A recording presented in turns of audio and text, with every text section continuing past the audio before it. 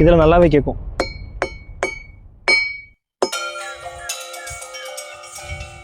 இன்னைக்கு நம்ம தென் தமிழ்நாட்டை சேர்ந்த நிறைய பேர் வந்து நாங்கள் தான் பாண்டியர்கள் சொல்லிட்டு கிளைம் பண்ணுறாங்க. ஆனால் பாண்டிய நாட்டை சேர்ந்த இந்த மாதிரியான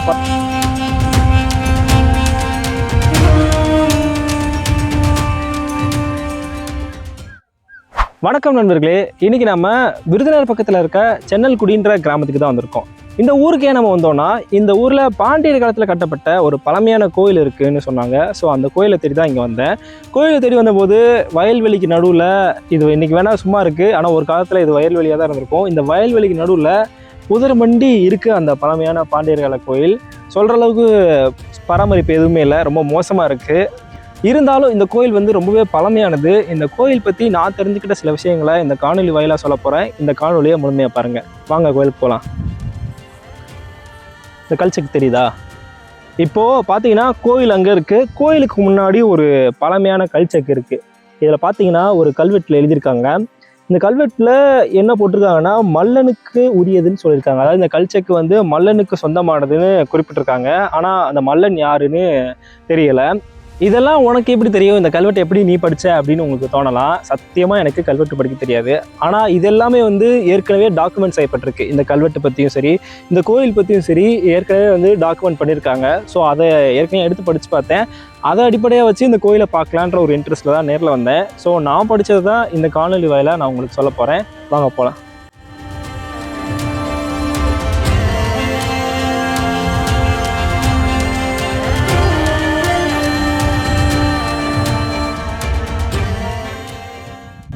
கோயிலுக்குள்ளே போகவே முடியாத அளவுக்கு கோயிலை சுற்றி புதர்மண்டி இருக்குது. முள் மரமும் நிறையா முளைச்சிருக்கு.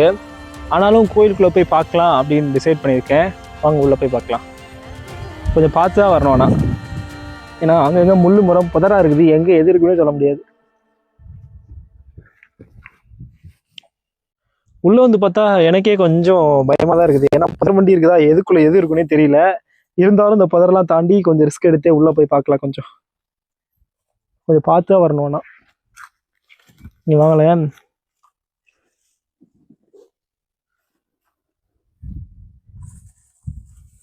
கோயிலோட கருவறை இது. சிலை இல்லை உள்ள, அது வந்து கம்ப்ளீட்டாக இடிஞ்சு போயிடுச்சு. கோயிலுக்கு முன்னாடி இருக்கிற மண்டபம் இது வந்து இருக்கு இப்போதைக்கு. இதுவும் கொஞ்சம் டேமேஜ் ஆகி தான் இருக்காங்க. அங்கே உள்ளே போகிறது எனக்கு தெரிஞ்சு சேஃப் கிடையாது. ஸோ வெளியிலேருந்தே பார்த்துக்கலாம். ஏன்னா எப்போ வேணாலும் இது இடிஞ்சு கொடுக்கலாம். உள்ளேயும் வந்து ஆபத்தான பூச்சிகள் ஏதாவது இருக்கலாம். அதனால எப்பவுமே வந்து இப்போதைக்கு இது இருக்க கண்டிஷனில் உள்ளே போகிறது சேஃப் கிடையாது. கோயிலோட ஸ்ட்ரக்சர் பற்றி சொல்லணும்னா இது வந்து 3 போர்ஷனாக இருக்குது. கருவறை, அர்த்த மண்டபம், மகா மண்டபம். அதாவது உள்ள சாமி இருக்கிற அறையை வந்து கருவறைன்னு சொல்லுவாங்க, நமக்கு தெரிஞ்சதான். அதுக்கு முன்னாடி இருக்கிற அறையை வந்து அர்த்த மண்டபம் சொல்லுவாங்க. அதுக்கு முன்னாடி இருக்க மண்டபத்தை மகா மண்டபம் சொல்லுவாங்க. கருவறையை பொறுத்த வரைக்கும் முன்னாடி சொன்ன மாதிரி கம்ப்ளீட்டாக டேமேஜ் ஆயிடுச்சு. உள்ள வந்து மூலவர் சிலை இல்லை. அர்த்த மண்டபம் வந்து ஓரளவுக்கு நல்லா இருக்கு. ஆனால் உள்ள போய் பார்க்குற அளவுக்கு அது சேஃப் கிடையாது. அதே மாதிரி மகா மண்டபம் இப்போதைக்கு இருக்கு. இந்த மண்டபம் வந்து இன்னைக்கும் இருக்கிறதுக்கு காரணமே வந்து இதுல இருக்க தூண்கள் தான். இந்த கோயிலோட அமைப்பு எப்படி கட்டியிருக்காங்கன்னா, பொதுவாகவே வந்து பாண்டியர்கள் வந்து கோயிலை வந்து ஒன்று மலையை குடைஞ்சு குடைவரை கோயிலை கட்டியிருப்பாங்க, இல்லை கற்களை அடுக்கி வச்சு கற்றளி கோயிலை கட்டியிருப்பாங்க. அதாவது கற்றளி கோயில் அப்படிங்கிறது என்னன்னா, இந்த மாதிரி கற்களை அடுக்கி வச்சு கட்டியிருக்காங்கல்ல, நம்ம பிரிக்ஸ் மாதிரி. இப்போ நம்ம வந்து செங்கல் வச்சு வீடு கட்டுறோம். அப்போல்லாம் வந்து இந்த மாதிரி கற்களை அடுக்கி வச்சு தான் கோயில் கட்டுவாங்க. இதுக்கு வந்து கற்றளி கோயில் சொல்லுவாங்க. இதுவும் ஒரு கற்றளி கோயில். இந்த கோயிலில் மூலவர் சிலை இல்லை, ஆனால் இது ஒரு சிவன் கோயிலாக இருக்கலாம் அப்படின்னு சொல்லி வரலாறுகளில் பதிவு செஞ்சுருக்காங்க. மூலவர் சிலை இல்லாதனால இது என்ன கோயில்னு கணிக்க முடியல. பெரும்பாலும் இது சிவன் கோயிலாக இருக்கிறதுக்கு தான் வாய்ப்புகள் அதிகமாக இருக்குது. கோயிலோட தூண்களில் சில கல்வெட்டுகளும் கோயிலோட பின்பகுதியில் சில கல்வெட்டுகளும் இருக்குது. கல்வெட்டுகள் வந்து எனக்கு படிக்க தெரியாது. ஆனால் இதை பார்க்கும்போது இது வட்டெழுத்து கல்வெட்டு அப்படிங்கிறது மட்டும் தெரியுது. இந்த கல்வெட்டு என்ன சொல்லுதுன்னு தேடி பார்க்கும்போது இந்த கோயிலில் வந்து 2 வகையான கல்வெட்டுகள் காணப்படுது. அதாவது முதல் கல்வெட்டு வந்து இடைக்கால பாண்டியர் காலத்தை சேர்ந்த பராக்கிரம பாண்டியன் என்பவரால் எழுதப்பட்டிருக்கு. இந்த கோயில் யாரால கட்டப்பட்டது அப்படின்னு தெரியல. ஆனா சில பேர் என்ன சொல்றாங்கன்னா, இந்த முதல் கல்வெட்டு சொல்ற செய்திப்படி இதை பராக்கிரம பாண்டியனே வந்து கட்டியிருக்கலாம் அப்படின்னு சொல்றாங்க. 2வது கல்வெட்டு வந்து ஒரு 150 ஆண்டுகளுக்கு அப்புறம் அதுக்கப்புறம் வந்த பாண்டிய மன்னன் இந்த கோயிலுக்கு வந்து திருப்பணி செஞ்சிருக்காரு. அதை பத்தி குறிப்பிடுது அந்த கல்வெட்டு.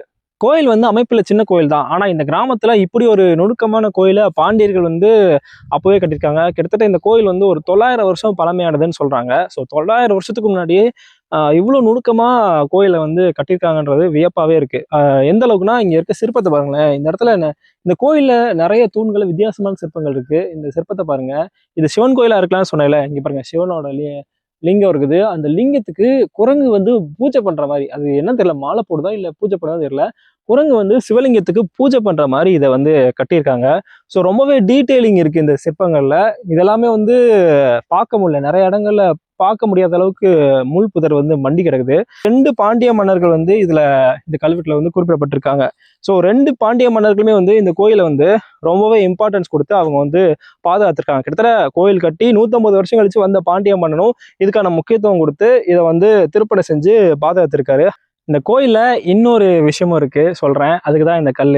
இப்போ பாத்தீங்கன்னா முதல்ல இதை கவனிங்க. இந்த இடத்துல தட்டுறேன், ஏதாவது சவுண்டு கேக்குதா? அதே இங்க பாருங்க, கேக்குதா? இதுல நல்லாவே கேட்கும். ஆனா இது கீழே இங்க தட்டுறேன், சவுண்ட் வித்தியாசம் தெரியுதா? இதுக்கு என்ன காரணம் தெரியல. ஆனா சிற்ப சாஸ்திரம் செய்யறவங்க சில பேர்கிட்ட கேட்கும் போது என்ன சொல்றாங்கன்னா, அவங்க சில சிற்பங்கள் அந்த கல்லை வந்து தேர்ந்தெடுத்து செதுக்குவாங்க. சில சிலைகளை தட்டினா சத்தம் வர மாதிரி இருக்கும் அப்படின்னு சொல்லுவாங்க. ஸோ அதன் அடிப்படையில் இந்த கற்களை தேர்ந்தெடுத்து இந்த இடத்துல கட்டினாங்களா இல்லை இயற்கையாக அமைஞ்சுதான் தெரியல. இந்த கற்களை தட்டினா சத்தம் வருது. இந்த கோயிலில் மூலவர் சிலை எதுவுமே இல்லை. ஆனால் கோயிலோட பின்புறத்தில் ஒரு விநாயகர் சிலை இன்னைக்கும் அப்படியே இருக்கு. பார்த்தீங்கன்னா இது கோயிலோட சிலையா இருக்குமா இல்லை இங்கே ஏற்கனவே வெளியே தனியாக இருந்துச்சான்னு தெரியல. அநேகமாக பார்க்கும்போது சுற்றி எந்த கோயிலும் இல்லை, அதனால இது இந்த கோயிலுக்குள்ளே இருந்த சிலையா இருக்கலாம். காலப்போக்கில் பின்னாடி வெளியே வந்து மக்கள் வழிபடலாம் அப்படின்னு நினைக்கிறேன். முள் குத்திருச்சு காலில். 900 ஆண்டுகள் பழமையான இந்த பாண்டியர் காலத்து கோயிலோட சிறப்பு என்னன்னா, இதுல இருக்க புடைப்பு சிற்பங்கள் தான். முன்னாடி காமிச்சல குரங்கு வந்து சிவனுக்கு மாலை போடுற மாதிரி ஒரு சிற்பம் வந்து செதுக்கியிருக்காங்கன்னு. அதுக்கப்புறம் வந்துச்சுன்னா அந்த மணியோசை கேட்கறதுல அந்த இதுக்கு மேல பாத்தீங்கன்னா குதிரையோட சிற்பத்தை செதுக்கியிருக்காங்க. இந்த பக்கம் பாத்தீங்கன்னா யானையோடது இருக்கு. ஸோ இந்த மாதிரி நம்ம பார்த்து உணரக்கூடிய அளவுக்கே வந்து புரியக்கூடிய அளவுல சிற்பங்கள் வந்து வித்தியாசமா செதுக்கி வச்சிருக்காங்க. இன்னொரு சிறப்பு என்னன்னா அந்த மணியோசை வரக்கூடிய கல். நான் நிறைய கோயில் போய் பார்த்துருக்கேன், அங்க எந்த தூணையை தட்டும் போது சத்தம் வரதில்ல. சில கோயில்கள்ல இசை தூண்கள் இருக்கும். ஆனா இந்த சின்ன கோயில்ல இந்த மாதிரி சத்தம் மணியோசை வரக்கூடிய கல் இருக்கிறது உண்மையிலேயே ஸ்பெஷல் தான். பாண்டியர் காலத்தை சேர்ந்த ஒரு கோயில் 900 ஆண்டுகள் பழமையானது. ஆனா இன்னைக்கு எப்படி இருக்குன்றத நீங்களே பார்த்துருப்பீங்க இந்த காணொலி வாயிலா. கிட்டத்தட்ட அழியும் தருவாயில இருக்கு. இன்னைக்கு நம்ம தென் தமிழ்நாட்டை சேர்ந்த நிறைய பேர் வந்து நாங்க தான் பாண்டியர்கள் சொல்லிட்டு கிளைம் பண்றாங்க. தப்பு இல்லை, பாண்டிய நாட்டை சேர்ந்த எல்லாருமே பாண்டியர்கள் தான், அதை எந்த மாற்று கருத்து கிடையாது. ஆனா பாண்டிய நாட்டை சேர்ந்த இந்த மாதிரியான பழங்கால கோயில்கள்லாம் வந்து எந்த மாதிரி நிலைமையில இருக்கு அப்படிங்கிறத நம்ம கண்டிப்பா புரிஞ்சுக்கணும். ஸோ இந்த மாதிரியான கோயில்கள்லாம் கண்டிப்பா மீட்டெடுக்கப்படணும். அதுதான் இந்த காணொலி வாயிலா நான் சொல்லிக்கிற ஒரு விஷயமா இருக்கும். இந்த கோயிலே வந்து பாத்தீங்கன்னா ஆல்மோஸ்ட் அழியும் தருவாயில இருக்கு. இன்னும் 2-3 வருஷம் கழிச்சு வந்து பார்த்தா இந்த கோயில் இருக்குமான்னு கூட எனக்கு தெரியல. கொஞ்சம் வருத்தப்படக்கூடிய ஒரு விஷயம் தான்.